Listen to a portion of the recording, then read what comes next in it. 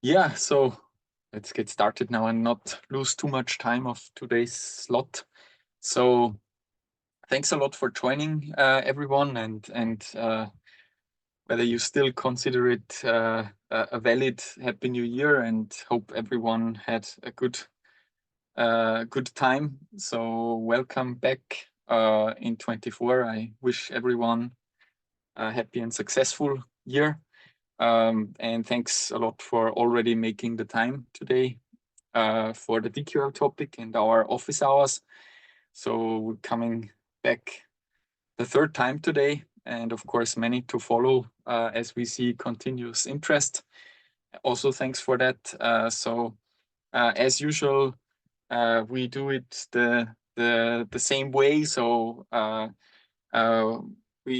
will start with sharing the latest news, then we go into selected questions. So Sini, in this case, has selected, let's say, questions based on their frequency and interest from our community and also other sources that we have. And then we will go again into the Q&A session and try to answer your questions live as we did at the past time, and we conclude with a summary to get a leeway to the next session. So as last time, I already promoted our, let's say, the effort that we have to do our best to get the news out to you, both on release notes basis as well as other channels such as YouTube videos. So again, the team around Sini has done a great job in continuing creating quick and easy to consume update videos on recently added capabilities in DQL. So in this case, the expand command and the join topic was highlighted and quickly explained. And of course, these videos will follow continuously. Last time and already this time, I wanted to repeat the Discover environment where we deploy built-in dashboards that you can use to either derive your use cases or see dedicated use cases that highlight our, let's say, UI components, our dashboard-based reporting features and so forth. So once the teams are adding new visualization options on top of DQL and Grail, then usually you would find also new dashboards there, which you can use to copy and improve based on your needs. Already going into the latest added capabilities in DQL since the last time we spoke.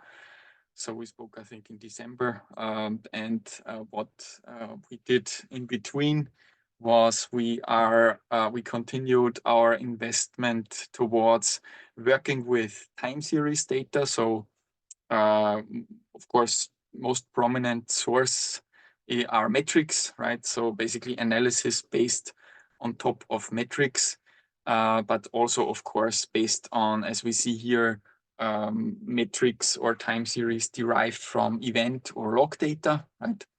And here we implemented a couple of scalar functions that are using the time series array as an input. Basically, this works on any array of numeric values in DQL. And here we implemented a way so we can calculate moving aggregations like moving averages, maximums, minimums, and the moving sum. So to calculate cumulative sums of data, and also a dedicated function to calculate deltas between data points, right? So sometimes we are interested in the rate of change between two data points or spanning a couple of data points, right? So here you see the moving average that gets calculated based on a traffic metric on host level. So here this moving average is again building an average based on 5 data buckets of the original metric, right? And the same is used here with the array delta function. So here we have a simple response time, which is derived from a log using our parse command, and then turned into a time series using the make time series command. And again, we are using the array delta function to calculate the difference between two of those data points, right? So we could detect whether there was a big change between two data points or a sudden peak, and that's how this function can be used. Let me immediately go into the selected questions that we prepared. So again, this is more or less coming back to a question which was entered into our community with an ask for a cumulative sum, right? So basically not building the sum aggregate, but observing the rise of a certain numeric value over time, right? And therefore I would go immediately to the notebook I prepared, or we prepared. And I'm using here in this case a busy event that we have present on our Discover environment, which contains here a numeric value, which is representing a booking amount, right? And one thing I wanted to show you here, in case you don't know yet, is that what we already had before is we have interactive possibilities to improve the DQL statement, right? So you could already always sort ascending or descending. You could already summarize the data by this column. And in this case, what is there is a way then to in the future turn it into a time series, right? So this will make it easier to compose such a make time series command, right? In this case, I will simply calculate the sum of this amount and create 30 time buckets based on that data, right? So I'm ending up with a chart showing 30 data points, and then using the arrayMoving sum function that we recently introduced to compose the cumulative sum by taking the deposits which were aggregated in the make time series command and taking all of the bins, right? So all of the data bins are used to here show again for each data point the cumulative sum, right? So it builds over time, and we can influence this, of course, by scheduling a different time window for this cumulative, for this moving sum, right? In this case, in order to get the cumulative sum, I'm using all of the data points that are created by the make time series command. Yeah, so maybe in the meantime, if there are any questions, please use the Q&A feature in Zoom, and feel free, to post your questions and we will answer them. Exactly. So that remains valid, of course. We will have enough time, or we planned enough time to answer your questions today. And in order to keep the session going, I will continue now with the next prepared question. And just to mention here, this is representative of multiple questions that came up in our forum, which are related to parsing logs that have a log message with an underlying CSV string structure, right? So as you know, we have a JSON parser. We are also considering implementing a better way to parse XML structured logs, but here we found quite a bit of questions related to CSV log lines. And in this case, I simply used our customer's example here to show a possible solution, right? So here I manually created a representative data point using our data command, right? This allows me to simulate or create a small set of test data, which I'm here doing. So here we see that we have a host separated by a semicolon, and then information about that host, which in this case was described by the customer as the host's operating mode or whatever. And then each of those items is separated by a backslash, right? And then the same more or less structure is reoccurring, right? And what we already saw is that the customer here already figured out, potentially in our documentation or in our pattern developer, that there is an underlying structure right behind it. So it's key value and so forth.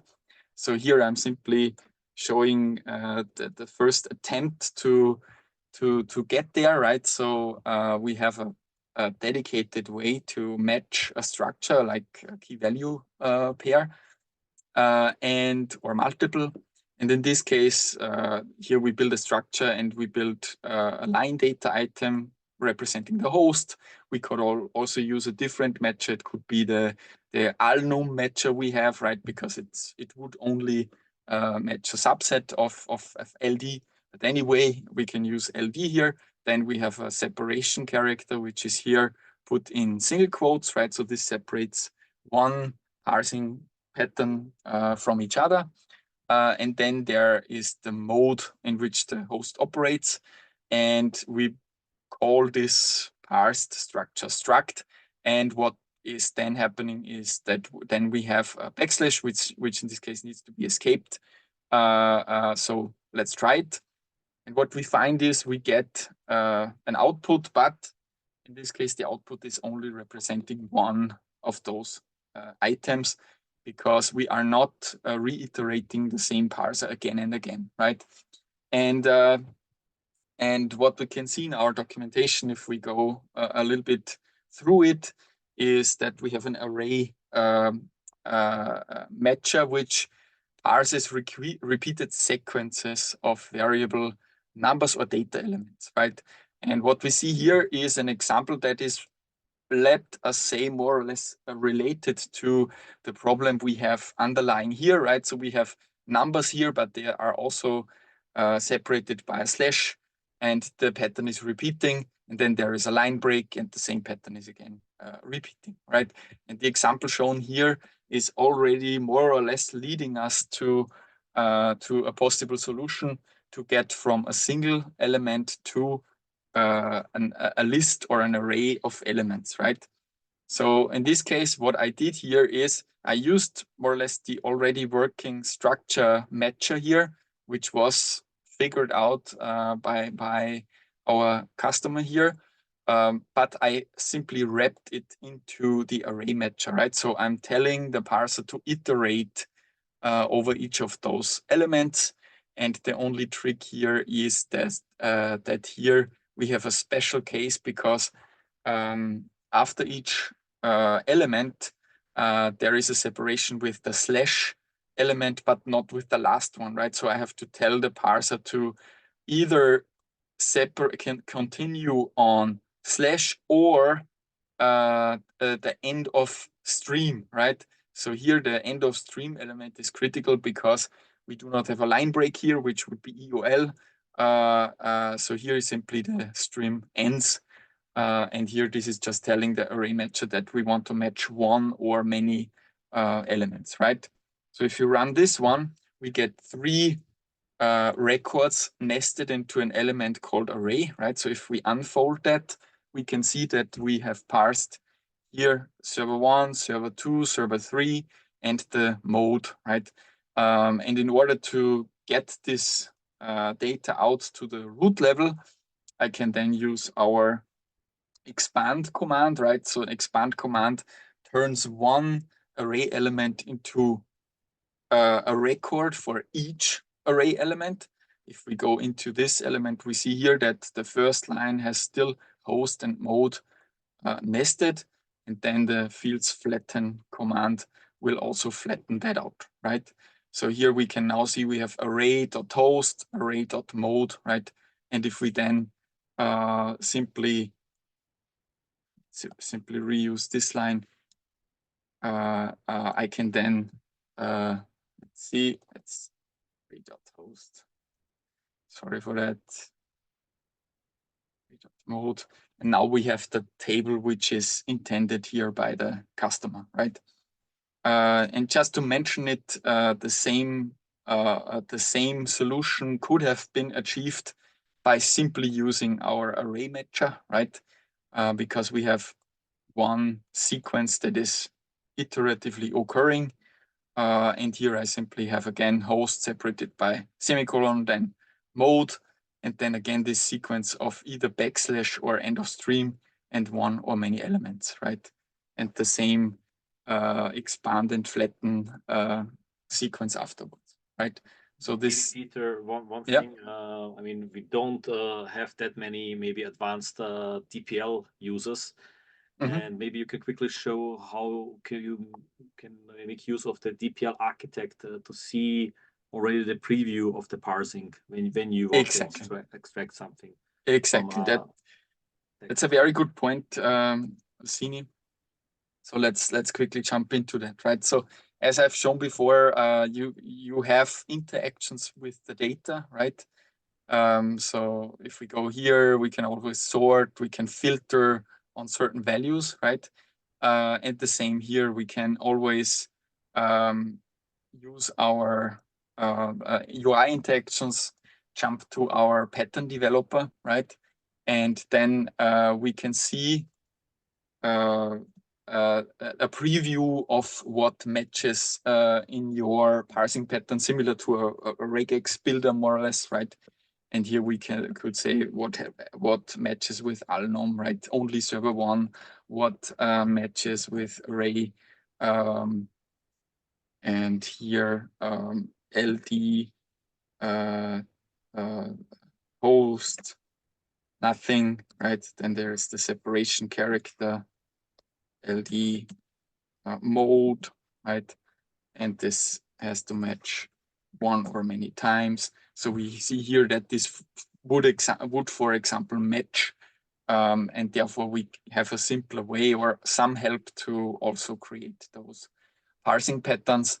And what should also be mentioned is that we are investing in building more and extending our built-in parsing pattern, like a matcher for CloudFront logs, for example, or CloudTrail logs, right, which are JSON based and so forth, right? So we are actively investing in this area.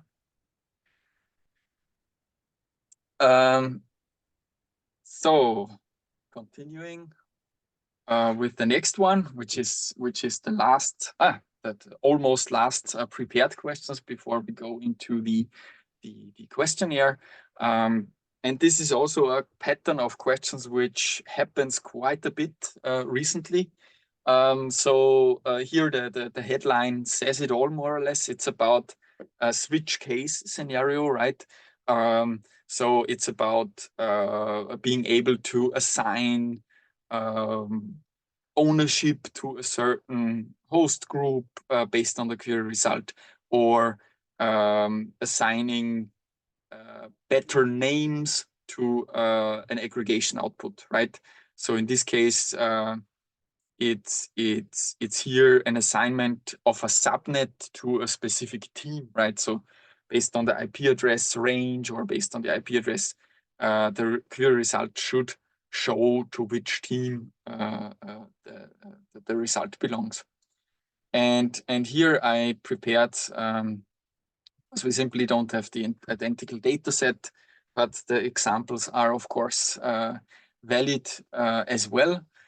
Here we can see I again used the BIS events data available on our Discover environment and aggregated it based on the event provider, right? So the source of the event.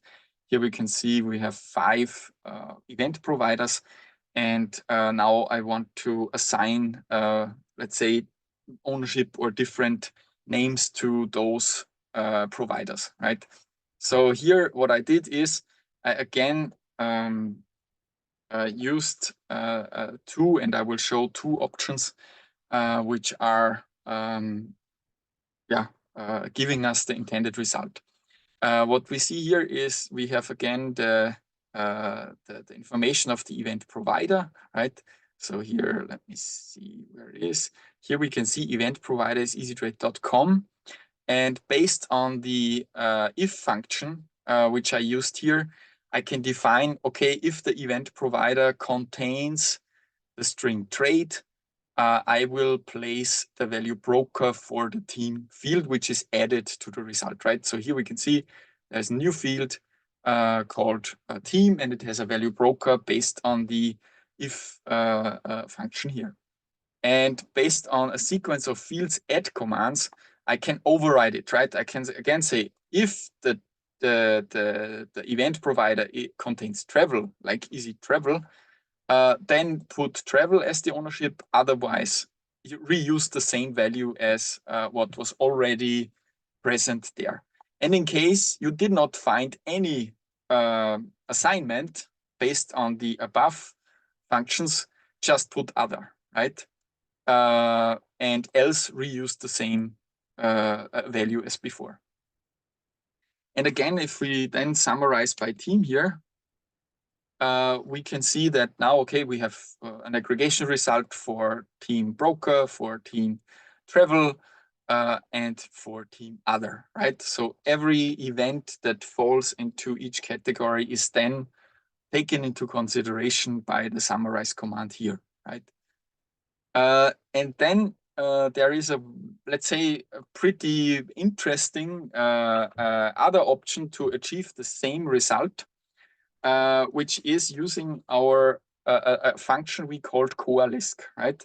So the coalesce function, let's see the auto-completion information. So it says that it returns the first non-null argument, if any, so otherwise null, right? So what we do here and what we can do with the coalesce function is, yeah, something very simple, like to show it, to show it on a static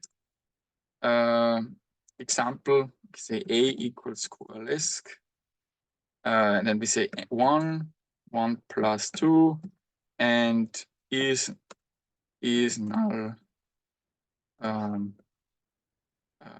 is null, and here we can see we can put null as a literal.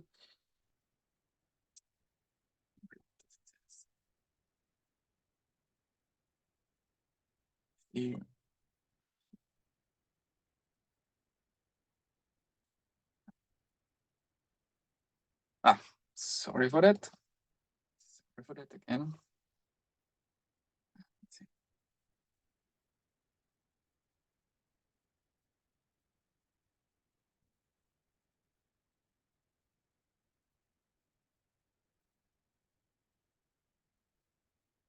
Okay, sorry for the demo effect now. Yeah, can we simplify to 1? Let's see if I can see here. Yeah.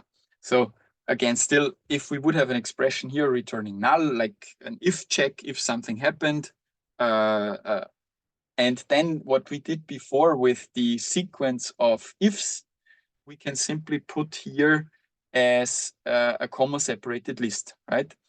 And what I did here is I again created a field called team, and then put within the coalesce function the if conditions we used before, like if contains event provider trade, assign it to broker, otherwise to travel, and if you didn't find any assignment to other, then we can see those ifs in the coalesce. So first, this is evaluated. Well, if it doesn't match and therefore returns null, we go to the next item. If the next matches, then we assign this one. Otherwise, if also travel doesn't match for an event, we put other, right? And if we can see it there quickly, here we can see again, okay, we have the easy trade event provider. And in this case, we already hit a match and a non-null argument with the first check, right? Whereas with other ones, see if we can find one here on the result set. Too much data from the EasyTrade app. But if we summarize now, again, same summarization as before, we can see here that we found broker, we didn't find other, and we didn't find the travel, right?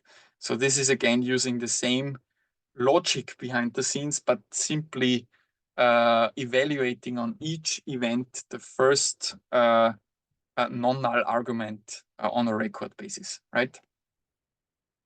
Yeah, maybe Peter, we can also talk about some other third creative option if you do nested ifs.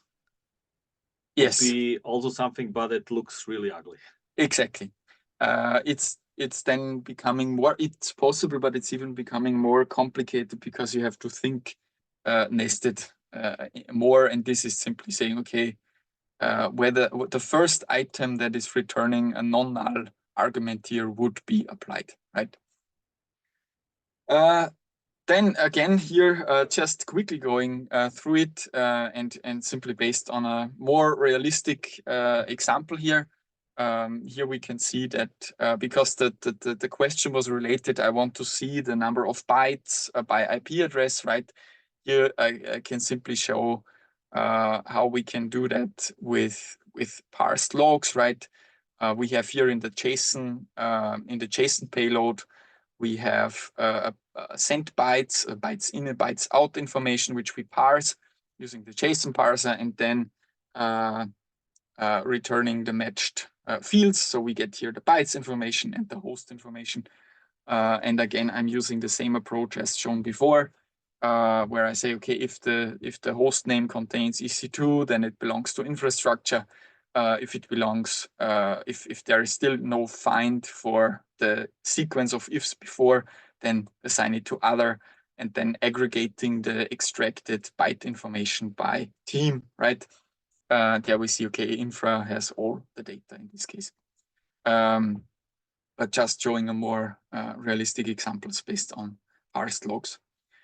And then going to the last prepared question before we go into Q&A is also a repeated pattern of questions we see, which is, of course, related to enriching or accessing data from Smartscape, from a monitored entity from raw data. In this case, customer asked for filtering logs based on their relationship with a host having a certain tag, right? So very common use case in Dynatrace, of course. And I simply have, or we simply have prepared this question to show a couple of aspects of how you can do that in DQL, also based on your needs and preferences. First of all, and this was more or less the first possibility in the past we added is to here go from the host ID information we have in the logs, right? So all of our raw data records, like a logline, an event, a span in the future, have references to their monitored entity, right? And we can access then the Smartscape and extract meta information or attributes from those nodes. Like in this case, from the host, I'm selecting the tags, the IP address is the OS type, right? And I'm here joining on the ID, right? So I send the name ID to the host ID, and the entity host table returns us an ID column. And here I'm joining on the ID field. The only thing I'm using here out of convenience is that I'm prefixing the join fields with host dot, right? So I have here host.ip address, host.os type, and host.tags, right?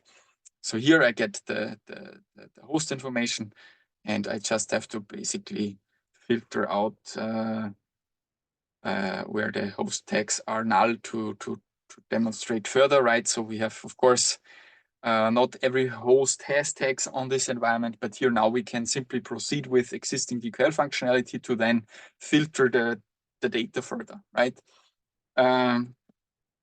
But the same option exists, of course, and I called it via enrichment here because when we think about the use case, we are not intentionally thinking about enrichment or joining the data because we want to filter logs based on a certain host information. But nonetheless, I will show the two other options of enrichment. So as shown previously before Christmas, parallel to the lookup command, we also added a more powerful join command. And again, the syntax is similar. So we have join, then the execution of a subquery. We join on the ID again, prefix it with host again. So we get, in this case, the same result, right? Here we, again, we have the host tags and the host IP addresses. And then we can, of course, filter the data further. And then I want to simply show one interesting additional option to do that is to simply not flatten the result, right? So what we have seen before using the join command is that as usual in SQL and other databases, the join is resolved. So the fields, the tags, the IP addresses, the OS type are of course added as fields in a flat way to our result, right? And in case there are multiple matches, so in case we would have a many-to-many relationship, we would of course multiply the log records here. And in case this is not wanted and you intentionally want to construct a more structured data output, right? And let's imagine that you want to add a large set of information from the Smartscape, like in this case, not only the tags, but also OS type, bitness, OS version, and so forth. And you don't want the table to explode, or you are potentially getting into naming collisions because the log record already considers an IP address fields based on a parse command before, you could opt to use a structured approach, right?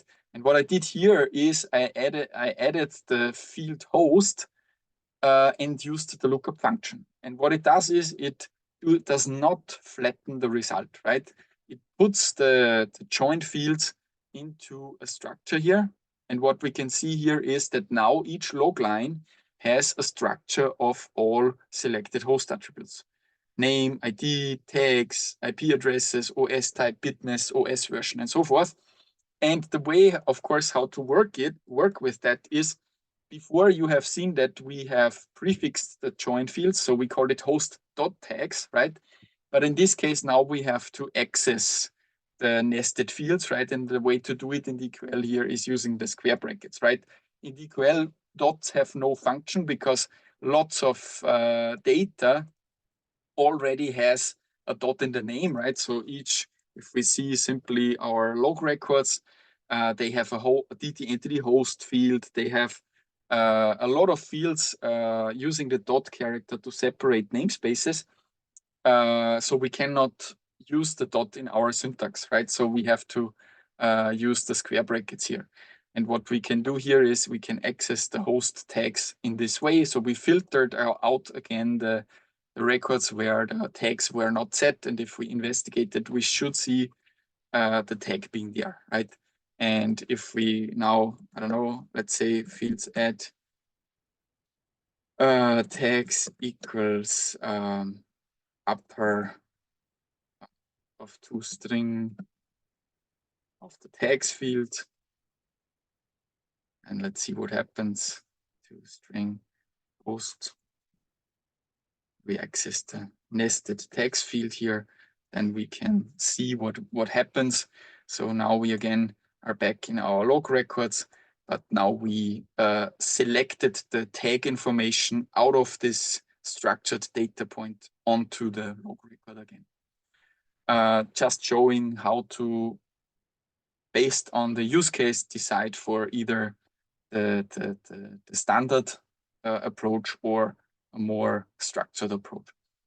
And then one related question, Peter. So with the lookup function, is it possible that you extract one field and not a structure? Yes, exactly. So let's quickly do that. So just using here.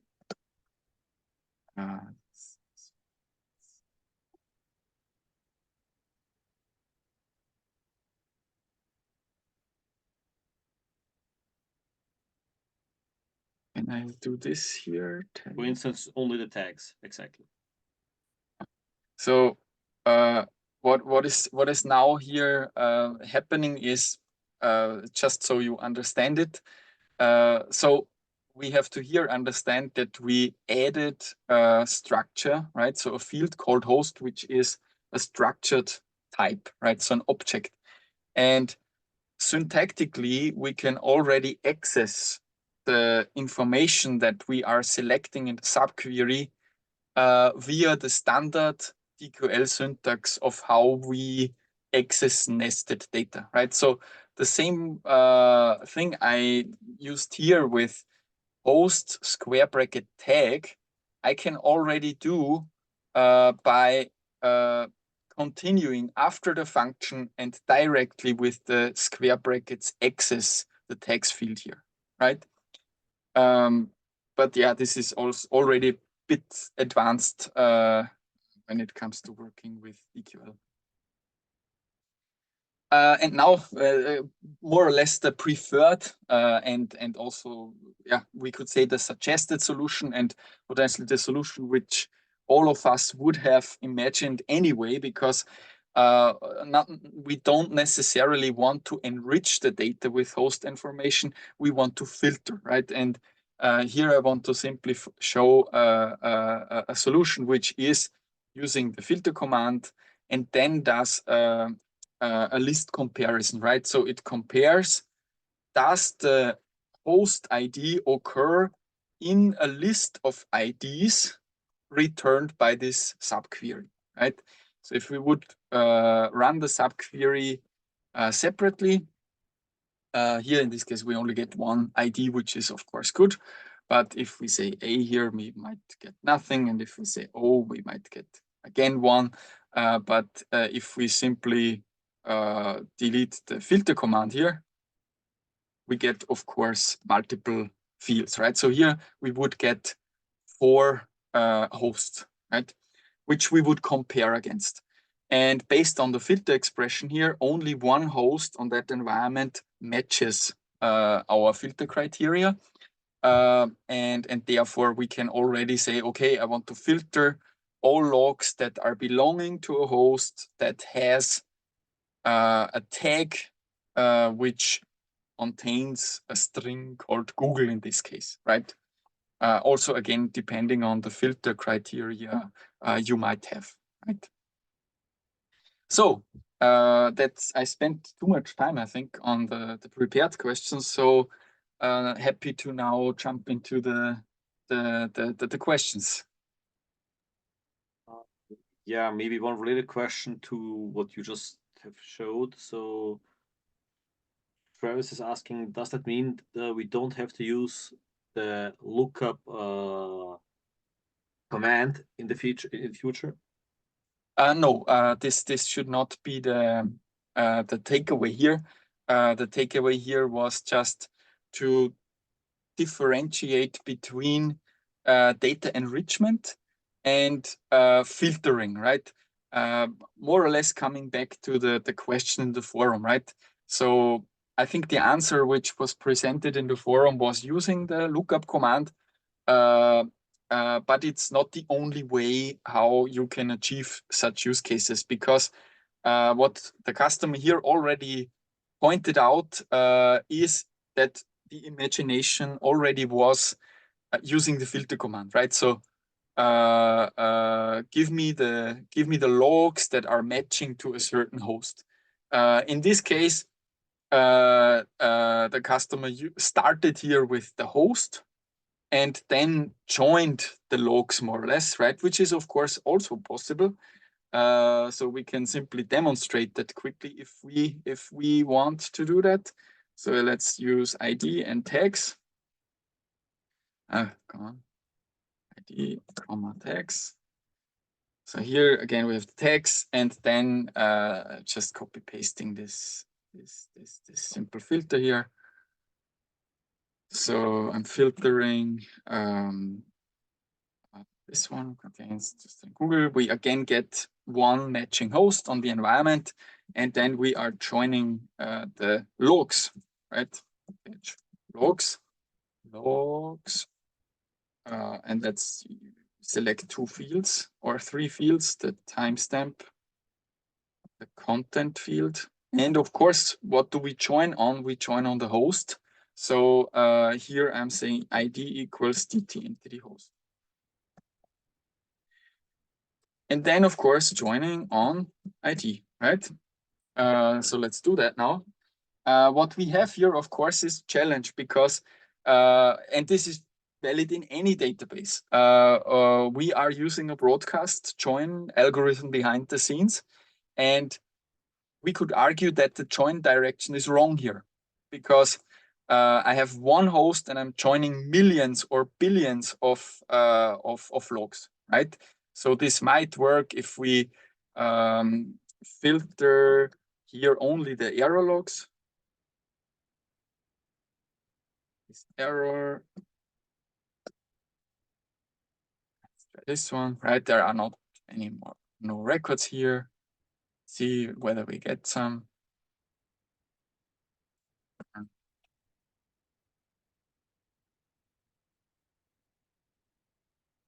Also no error logs. See.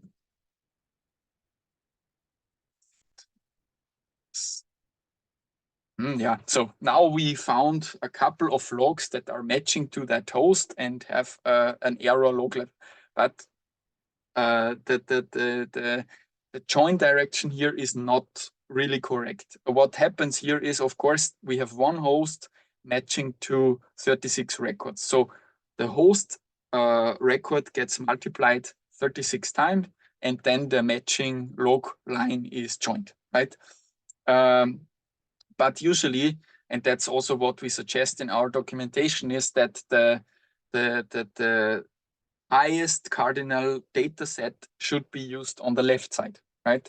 So as with any inner join, we are suggesting to, as we did here, we start with the logs and then, in this case, either enrich the host information and then filter on it, or we already don't care about joining data at all and simply filter based on the relationship between the log line and the host information, right? But of course, showing just what's possible in DQL. And sometimes we want to enrich our data because we have a filtered data set and we want to see, for example, the host's IP address in addition to the data record. Or we want to, like in this case, we don't want to have any host information present on our log records here or on our events. So we only have the ID information here. We don't add any information here. We simply do a check whether this host is occurring in a list of hosts based on this subquery here. And of course, the same is applicable across data types. So we could see whether, let's say, a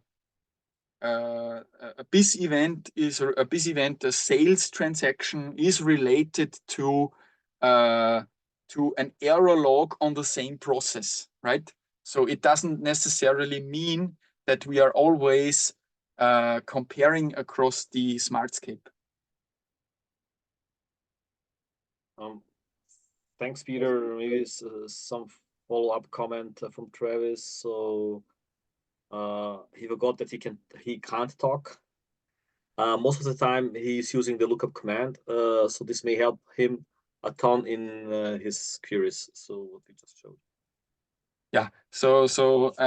And this is maybe one thing that that is, of course, something that we need to tackle in terms of bringing the necessary or the communication of added functionality in DQL is, of course, also practices of how you can use it or how you should use it. Because, of course, we might not have, let's say, for example, the lookup command here was available half a year earlier than the in plus subquery filter, right? So as we know, this is more or less a standard feature of any database, but it simply wasn't there. So the lookup command was the only way to do it before. And now, of course, we have more features. And of course, we are still continuing to invest here. We have a question about, is there a way to do a polling of metrics, I guess, so of metrics of Grail data instead of a manual refresh? So maybe Peter, you can show in dashboards how you can set a refresh interval, maybe. Yes, let's just quickly open that in a new tab. So let's add a dashboard here. Add a metric query. So simply use here the host CPU usage percent metric, and let's not fuss with it for now. So this is a very simple metric query that is of course here. So what it does, it is of course executes DQLs in the background. And then here we can either refresh manually or click run query in the query builder or in notebooks. But here you can, in dashboards, already set a refresh interval, or of course, depending on the use case, you can also use a script or our automation engine to query the data in the frequency you desire. Thanks. Then we have maybe more, working question. Let's say, where is it better to work with DQL, in notebooks, dashboards, or on the logs and events screen? Maybe you can elaborate a bit. So what is the journey for when working with DQL and Mm-hmm. Yeah, that's a good point. I'm struggling a bit because I'm too very deep into the product. So I'm power maybe user. I can also answer it. So you usually, I mean, you have a lot of data stored in Grail, and usually what I do, I start exploring data in notebooks. So in notebooks, for me, it's easy to play around, to understand the data, to explore the data. So for me, usually the starting point is always notebooks. And when I have narrowed down the data I want to see, right, then I pin it on a dashboard. And then I know, okay, my query is done. I don't need to adjust it again, and it's ready, it's finished. I pin it on a dashboard, and then I only look at the dashboard to see my data. Another reason why I would maybe only work in notebooks, maybe, and we have an incident production, an incident happened, and I do analysis, right? And in a notebook, it's easy, let's say, or it's also meant to do some incident analysis. So you might have 1, 2, 3, or 4 queries, and what you analyze your incident. And the good thing with notebooks is that the execution result is persisted. So the next time you open the notebook, this might be an incident document, and you will see the result. Maybe it was last week or maybe it was last month, and you can review the query results and don't have to refresh it. So for that kind of use case, a notebook is better suited. And if you just want to check some stats, you usually start with your queries in a notebook and then pin them to your dashboard. Yeah. So I think the key, to be honest, I mostly, let's say 80% of the time work in notebooks. Why? Because in many cases I have to document my work in one way or the other. I have a task to prepare analysis of usage of DQL, for example, that I usually have to share with someone or present to someone, right? And in this case, as we have seen by accessing here the office hours from December, we basically back then we created a protocol and a report of the session we did, right? The questions you asked and the queries we crafted there, the results are persisted, so we can quickly, in a couple of seconds, check what we did there. And as Sini said, like a triaging use case, incident analysis. Okay, we did this, we found this bug. Here is the related notebook to the incident analysis. And of course, the let's say the usability aspect and more related to the expertise level of your users. So there are, for example, users that are very fond of DQL, but of course, in case there is a user group that is simply requiring to search logs, like application development team searching for their specific runtime exceptions, right? They are, of course, also entitled, of course, to use either our log and events explorer or also the recently added, let's say, exploration widgets that we add to the UI in order to also enable less expertise users to access the data quickly as they were used to before in Dynatrace, right? But as Timi said, I can only reiterate on the notebooks use case for daily work. And of course, what we see with the dashboards here is dashboards we are creating or I am creating if we really want to, get an overview, present a good and optically well digestible report to someone and look at it regularly. That's the strength of dashboards then. Thanks, Peter. Maybe the next question, using the collect array and expand is the only way to get a percentage of group of data, question mark. So I assume this is related maybe to one of my videos where I show the percentage distribution of data. And maybe, Peter, I will share you the link to the notebook, which is also accessible on Discover Dynatrace. 1 second, then you can open it.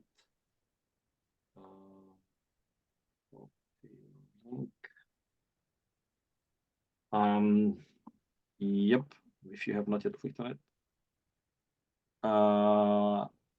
So here in this example, we have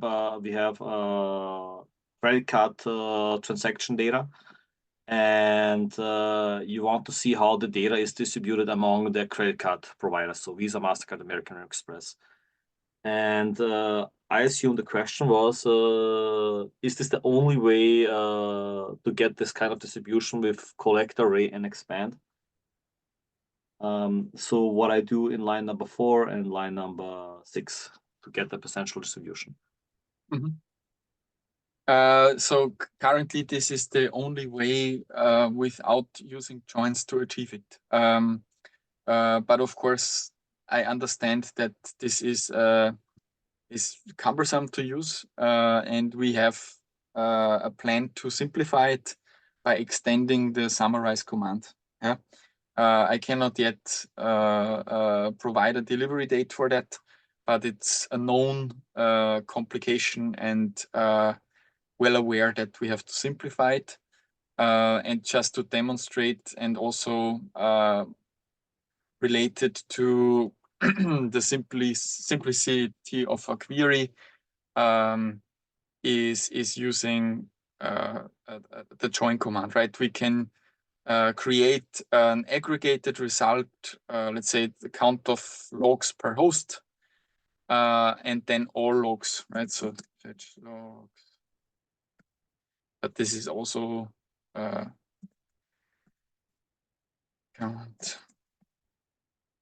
or let's do the log level here.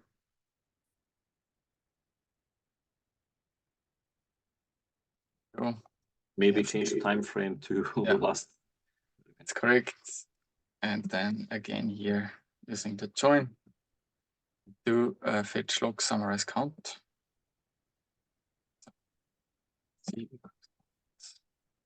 And then let's do this one here. Or let's say time, fetch logs, summarize count.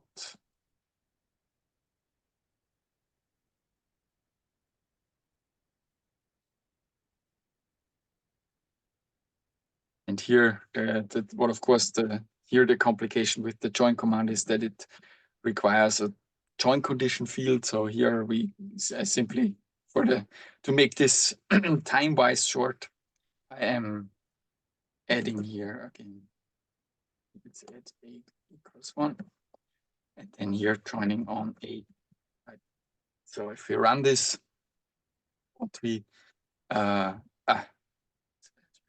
so here we can see that